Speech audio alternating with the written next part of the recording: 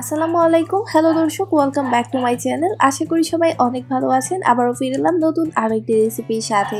আজকের পর্বে তৈরি করে দেখাবো আলু আর নুডলস দিয়ে তৈরি একদমই নতুন মজাদার একটি স্ন্যাক্স, যেটা আপনারা বিকালের নাস্তায় তৈরি করে নিতে পারেন। খেতে খুবই মজাদার আর তৈরি করে নেওয়া খুবই সহজ, একদমই সিম্পল। আশা করি আমার আজকে এই সিম্পল মজাদার নাস্তার রেসিপিটি আপনাদের ভালো লাগবে। ভালো লাগলে অবশ্যই বাসায় ট্রাই করবেন আর আমাকে কমেন্ট সেকশনে কমেন্টস করে জানাবেন রেসিপিটি কেমন লেগেছে।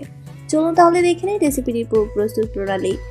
এর জন্য এখানে আমি নিয়েছি 2টা সিদ্ধ করে নেওয়া আলুটাকে আমি এইভাবে গ্রেটারের সাহায্যে গ্রেট করে নিচ্ছি।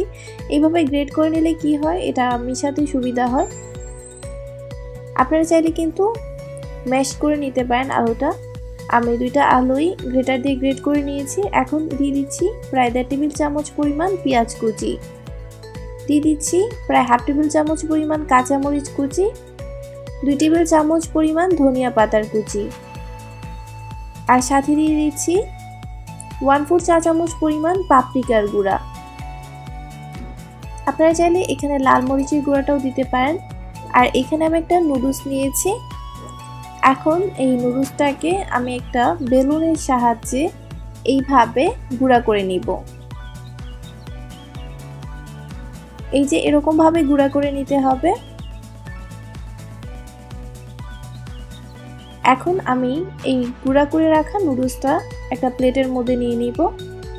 তারপর যে মশলার প্যাকেটটা সেখান থেকে অর্ধেকটা মশলা এইভাবে নুডলসের সাথে ভালোভাবে মিশিয়ে নিব। বাকি যে মশলাটা সেটা আমি আলুর সাথে অ্যাড করব। বাকি মশলাটা দিয়ে দিলাম। দিয়ে দিচ্ছি প্রায় 3 টেবিল চামচ পরিমাণ কর্নফ্লাওয়ার। এখানে কিন্তু আপনারা চালের গুঁড়াও নিতে পারবেন।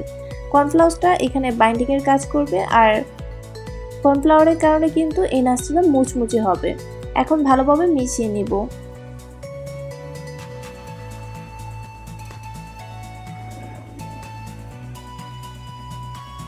মিশানো হয়ে গেলে দিয়ে দিচ্ছি পরিমাণ মতো লবণ, আবারও ভালোভাবে মিশিয়ে নিচ্ছি। মিশানো হয়ে গেছে। এখন প্রায় 1 টেবিল চামচ পরিমাণ আলুর ডো নিয়ে আমি ফিঙ্গারের মতো শেপ দিব। প্রতিটা যাতে সমান হয় এই জন্য এখানে আমি 1 টেবিল চামচ পরিমাণ আলুর ডো দিয়ে এরকম ভাবে ফিঙ্গারের শেপ দিব। প্রতিটা আমি সমানভাবে স্মুথভাবে তৈরি করে নেব। খেয়াল রাখবেন যাতে কোনো ফাটল না থাকে। একইভাবে আমি সবগুলো তৈরি করে নিয়েছি। এখানে একটা ডিম আমি সামান্য লবণ আর পাপরিকার গুঁড়া দিয়ে ভালোভাবে ফেটিয়ে নিয়েছি। এখন ডিমের মধ্যে ভালোভাবে চুবিয়ে নিচ্ছি। তারপর এটাকে সরাসরি দিয়ে দেব ভেঙে রাখা নুডলসের মধ্যে ভালোভাবে কোট করে নিব।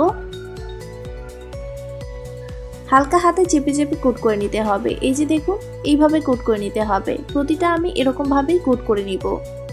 প্রতিটা আমি একইভাবে কোট করে নিয়েছি। এখন এগুলোকে আমি ভেজে নিব। ভাজার জন্য এখানে আমি নিয়েছি পর্যাপ্ত পরিমাণে সয়াবিন তেল। মিডিয়াম টু হাই হিটে তেলটাকে গরম করে নিতে হবে।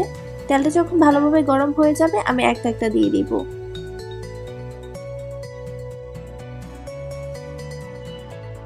চার থেকে 5 মিনিট সময় লাগবে এগুলো ভেজে নিতে। কিছুক্ষণ পর পর এইভাবে সাসলিক কাঠি দিয়ে কিংবা চামচের সাহায্যে উল্টিয়ে পাল্টিয়ে দিতে হবে। লক্ষ্য করুন 5 মিনিট পর ভাজা হয়ে গেছে। এরকম লালচে গোল্ডেন হয়ে গেলে উঠিয়ে নিতে হবে। উঠিয়ে একটা কিচেন টিস্যু পেপারের উপর রাখবো। সেম এরকম ভাবে আমি বাকি সবগুলো ভেজে নিব। একইভাবে আমি সবগুলো ভেজে নিয়েছি। ভেজে নেওয়ার পর এটাকে আমি হট টমেটো কেচাপের সাথে সার্ভ করেছি। আশা করি আমার আজকের এই নাস্তার রেসিপিটা আপনাদের ভালো লেগেছে। ভালো লাগলে অবশ্যই বিকালের নাস্তায় এটা আপনারা তৈরি করে নিতে পারবেন আর চাইলে বাচ্চাদের টিফিনেও দিতে পারেন।